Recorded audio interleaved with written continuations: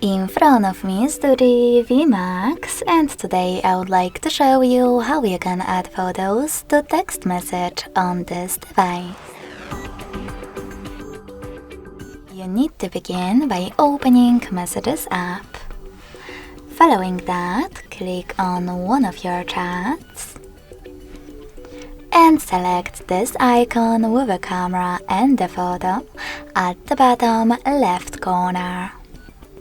Now you can select your photos over here right away, or click on Gallery section and choose them from here. When you finished, tap on Add at the top right corner.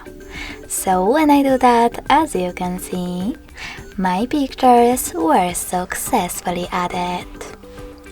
Thanks so much for watching. If you enjoyed this video, leave a like, comment and subscribe.